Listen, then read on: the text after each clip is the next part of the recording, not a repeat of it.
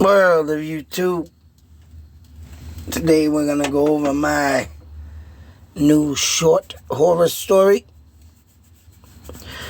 and I advise you best to sit back, relax, and use your own imagination to bring you in the world to where I'm gonna bring you. I have just literally finished chapter 1. I'm trying to see how many chapters I will bring into this story. Hopefully there will only be 3 parts. But damn, so far what I've written is Jesus.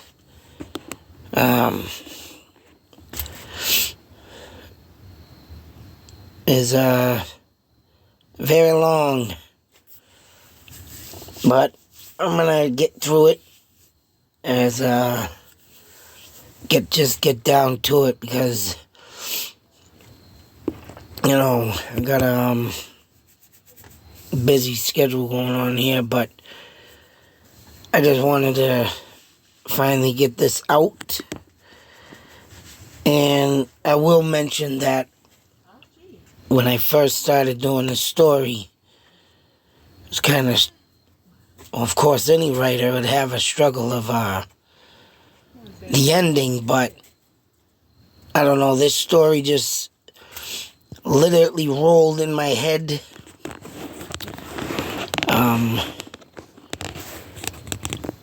Even the ending is just, it's hopefully going to be a good one.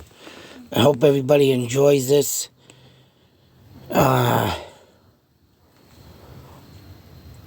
Just the way that I'm putting it together, damn.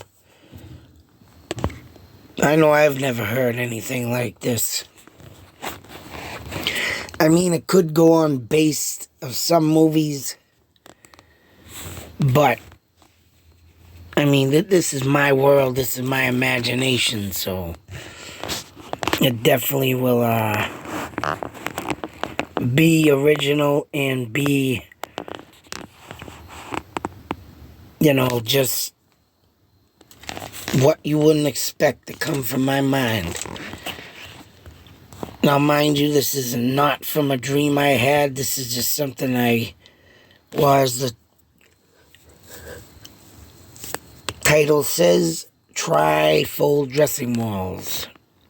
Now, once again, if you don't know what a tri-fold dressing wall is, and this literally, like I said, rushed in my head like a dam busting and the water just gushing out and flooding a town, flooded my mind. And them tri-fold dressing walls, I've always just had a weird feeling towards them things. But just by looking at one that someone had threw out, I should have took it. But I have enough junk hanging around the house. But I did take a picture of it. It will be in the thumbnail pic of that tri-fold dressing wall, as I call it. But what I have put into this story and used them walls for, that's right. I know I ain't never heard of this. I ain't never heard of a movie using tri-fold dressing walls, unless it's right. Got to do with, let me slip into something more comfortable. As you watch a person disappear and they're throwing their clothes up and they come out with a robe or some lingerie, but I've always thought of these things as something else, and it just literally slammed in my brain, and here it is.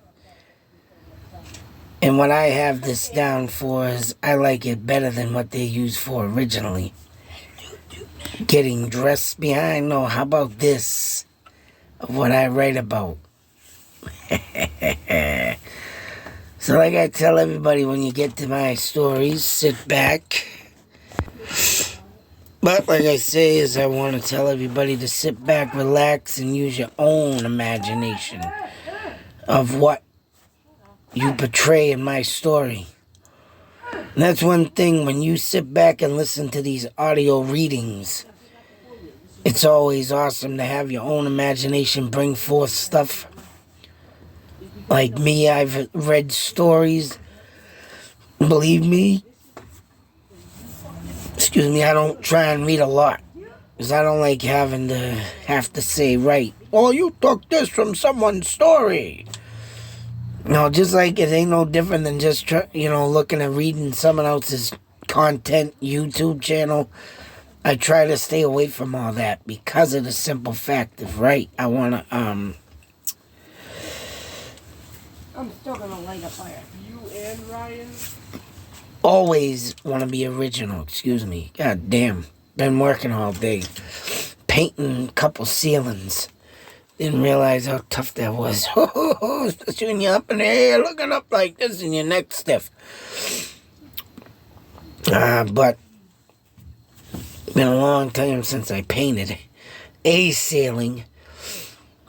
But like any story, folks, of course, if you want to enjoy other stories like this or content, go to H.P. Lovecraft. He too is a master of horror. And I do believe that some of his stories that he writes of is from the supernatural and beyond the grave. And things that he's seen. But the only reason why he did not, and only did he make it all fictional, and did not say that this was obviously true, because back in his time, they would have thrown him in a mental institution. So his stories became fictional. But I think they're non-fictional. H.P. Lovecraft, boy, very man of very unique and legendary words. He is a legendary writer. And I did start seeing books coming out of him, mind you. Damn, excuse me, at BJ's, for Christ's sakes. I had H.P. Lovecraft. But let's get to the story. Enough of the talk. And once again, this is the Trifold Dressing Walls. As our story begins, Phil was getting home when his wife Julie was running out the door to him. Totally confused, Julie started saying, "You got some letter from a lawyer."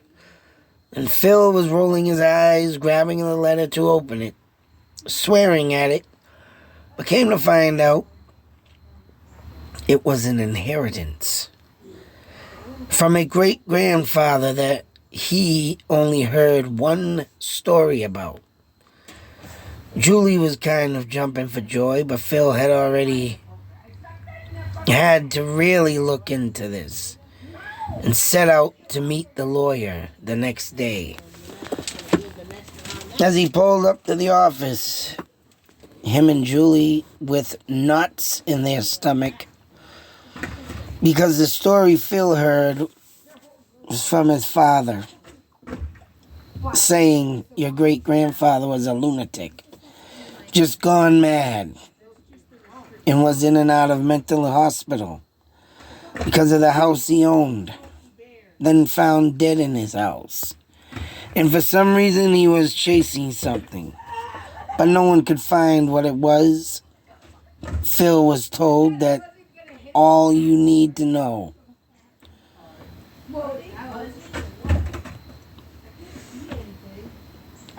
is all you need to know. Sorry. And now Phil was on his way to get that same house. Greeted by the lawyer and offered a seat. We started a meeting due to the fact that Phil was the last person alive to inherit the property, and if he wanted to decline the offer, it would go to auction.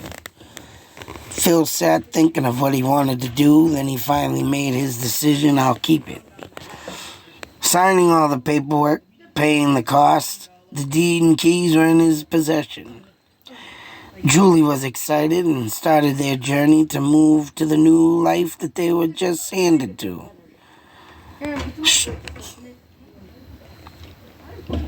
Handed to them. Before they were to do the big move, they decided to visit the home, a big Victorian elegant structure that drove They drove into the driveway, four eyes bugging out of their heads. Speechless, no words could come from their mouths. Set on a country road on the outskirts of town with two houses a quarter mile away each direction. One neighbor noticed a car drive by because not many outsiders drove on his road. He began to walk towards the abandoned house that's set for years from the last time this gentleman heard cries of some unknown person, and he called the police to find out no one was at the property. Phil and Julie stared at the house, almost in a trance, until the man said, "Good day, name is Tom, howdy do."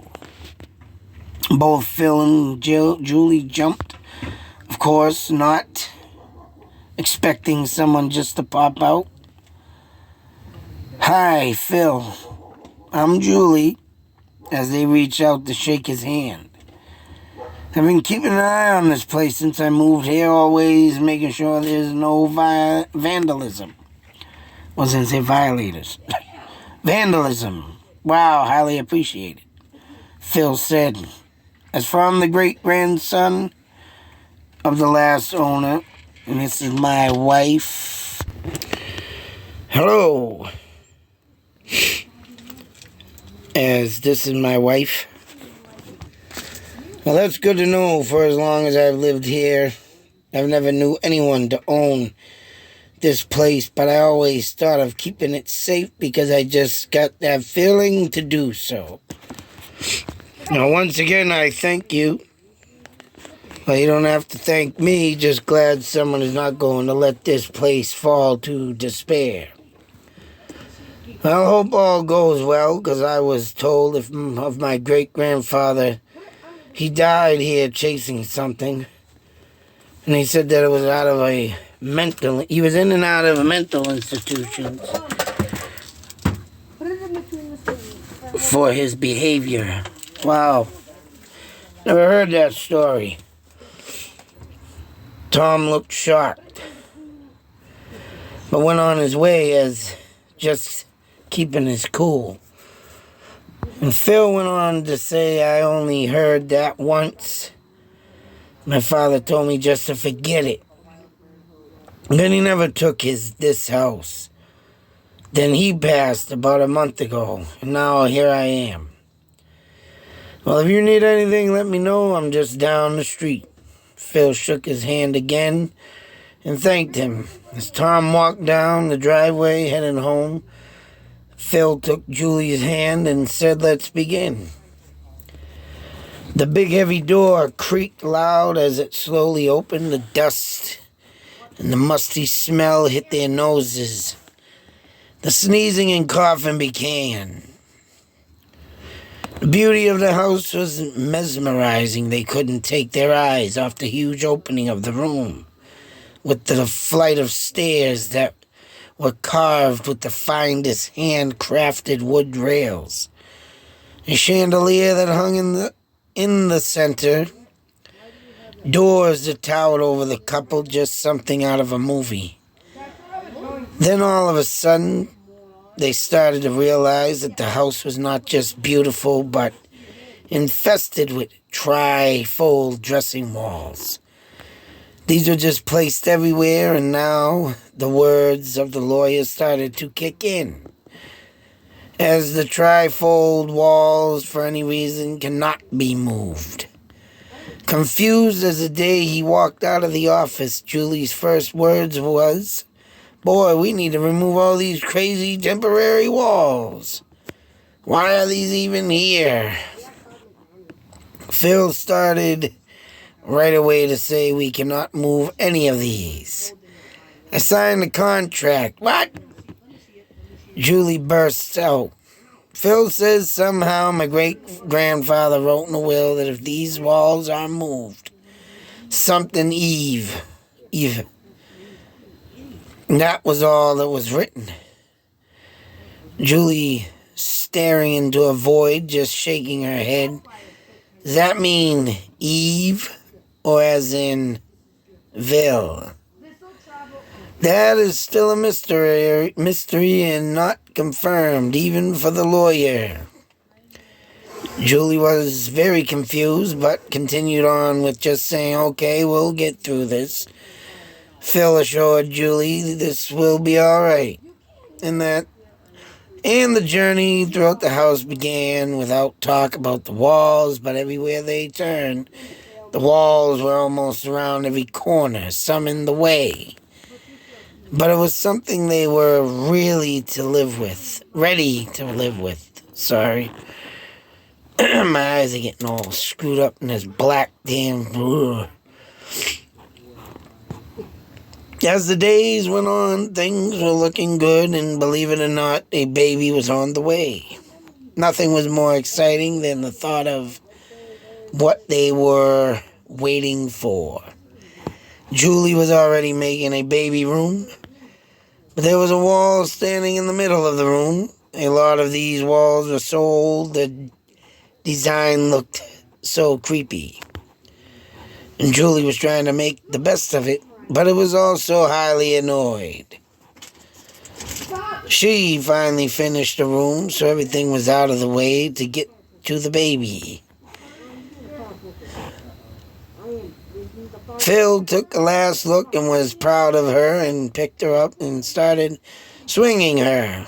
Then all of a sudden, her leg kicked over the tri-fold wall. Phil put her down and said, oops. Then laughed, picked it up, and put it back into place. Julie looked kind of scared and said, I hope nothing happens. But once again, Phil assured her, everything is all right. He put it all back in place, but didn't open one of the walls wide enough. And you could clearly see the marking of the old spot. But Phil was confident it was fine. They continued throughout the whole house, laughing, hooting, and hollering for the bundle of joy that was on the way. But they did not realize the horror that was on its way. The next month or so was going great until Julie woke from a terrible dream. As for these short men-like deformed, nutty-looking people surrounded her and was saying muffled things she couldn't understand. Then when they began to grasp her waist and legs, she screamed Phil's name. He woke up trying to calm her down, hugging and kissing her head. Eventually she stopped hyperventilating and began to explain her dream. Phil just couldn't believe what she was saying, but he knew Julie would never make this up. So the night turned into day, the dream started fading, and the baby room was the highlight of the day. Every evening rolled back on in, and Julie was clear-minded of the dream she had the night before. A week passed, and Phil was doing finishing touches on the bundle of joy room, when all of a sudden the door slammed shut across the hall, and Phil jumped from his skin, rushing to the scene of the disturbance. As he approached the door that was shut, he grabbed a handle to open it because he knew it was open. A horrifying scream passed by his head, faded but enough to make him slam his body to the door and letting out a yelp and yelling, "Hey!" He looked all around, but nothing was there, just heavy breathing, his heavy breathing. As sweat now ran down his face, he eventually went back to what he was doing, and nothing happened again. Both Julie and Phil were jumpy at times, and they kept having haunting encounters, but nothing was bad as the night when Phil woke up one Night 2, things being thrown around the nursery room. The wall was now knocked over. Everywhere, the work of everything in the room was destroyed. And voices were heard talking, but made no sense. Julie was now screaming, that is what is going on. Phil couldn't answer. He slammed the door shut and took Julie to the other side of the house where a guest bedroom had been. Laying in the bed listening to the chaos unfold in the nursery, they heard the police sirens on their way, running to the front door. Phil met the police, and behind them came the neighbor. They began the questioning, and Phil led them to the room. But as soon as they opened the door, the dead silence was all that was lingering. As the report was taking and nothing more could be said of the mess that was left in the room, the police just couldn't wrap their heads around this. And for now, left it as undetermined and will continue to investigate. No one on the force at the house knew about the history of the house. Confused, Julie couldn't understand what more needed to be investigated. Phil was just in a daze of what he saw and decided to look into why the walls were in place. During the day, he went looking for old records or anything his great-grandfather could have left behind for information about this place.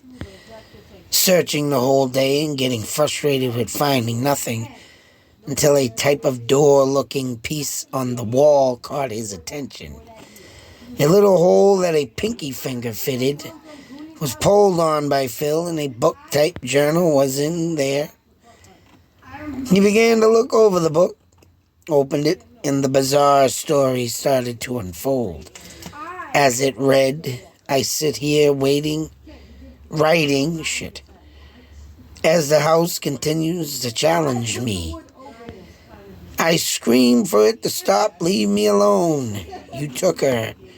It's bad enough they think I did it. That's all right. I found a way.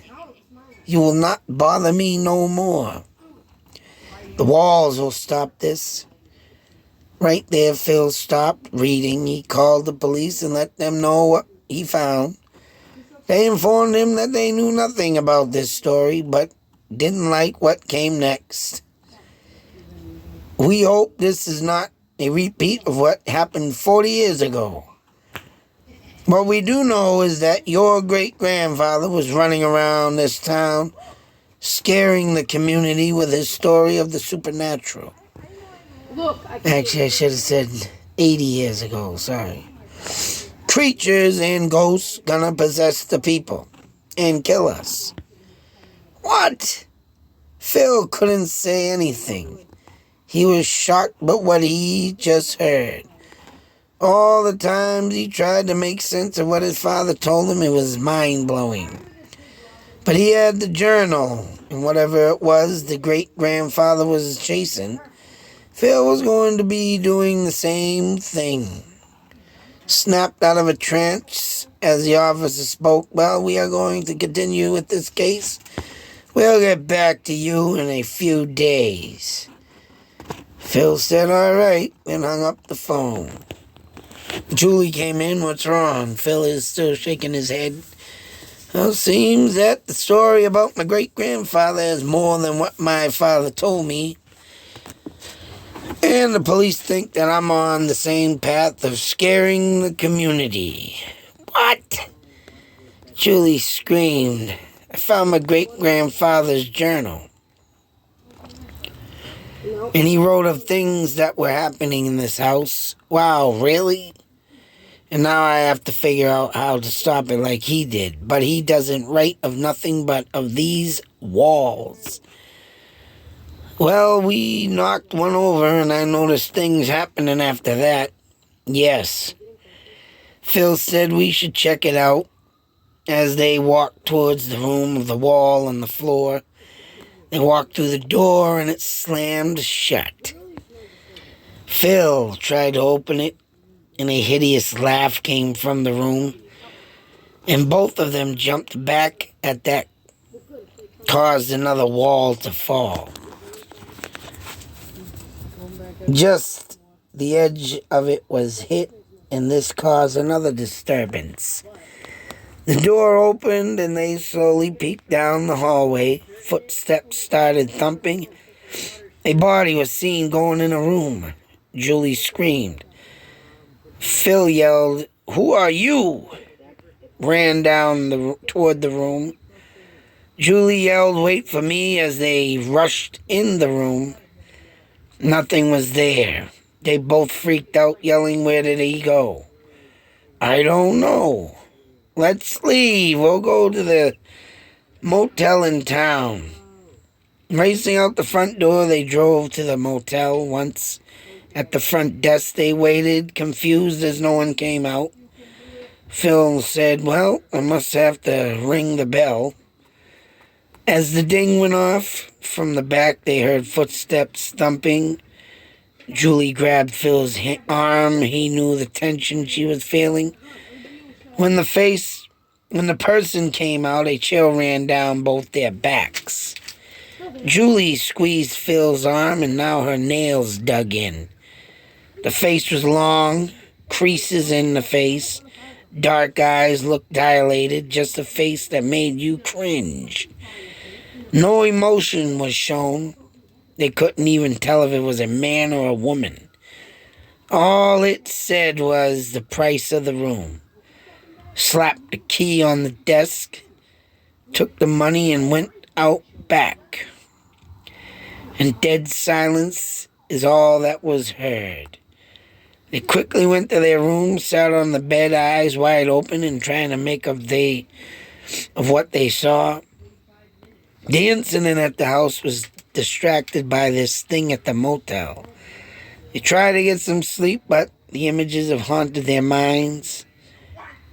Morning came, not even knowing when they fell asleep. They were woken up by housekeeping, knocking at the door and jumping out of the bed. They realized that they were in the room, saying, "Give us a minute." They got themselves together, then opened the door. This thing from the front desk was standing there. The person or thing said, "Checkout is at noon. It's now 2 p.m. They thanked it for the extra time and left. They were driving for a while until Phil pulled over to look up anything. Phil was starting to get itchy as to why the walls were put up. He stayed searching his phone and kept looking until the answer was right there. He couldn't believe what he was reading. Julie was asking him what was wrong. And then he showed her eyes bugging out of her head, just saying, "OMG, what does this mean?" Phil couldn't answer. He said, "We need to get back there and try to stop this madness." As they drove back to the house, prepared with what they were dealing with, reaching the door and slowly opening it, a man standing near a table, rubbing his hand across it, swearing at it, saying, "You fucking little prick." That was chapter 1 of my story, Trifold Dressing Walls. Chapter 2 will be coming next. And as you can see, yes, there's some very strange people. Only one can imagine what these strange people mean, huh? Could we have the hills have eyes here? I don't know. We'll have to see and find out. But I hope you're enjoying this. Sorry for the little goof-ups in the reading. I tell you right now, looking at this black screen. And it sucks because I can't put it to the white screen because that really messes up my eyes. So, little screw-ups here and there. But, well, like I say, folks, keep that imagination rolling on what could come next. Let me know in the comments how you like it so far. Till the next video, be safe, take care, and hope you're enjoying the trifold dressing walls. These are the only two. Have a great night. Out.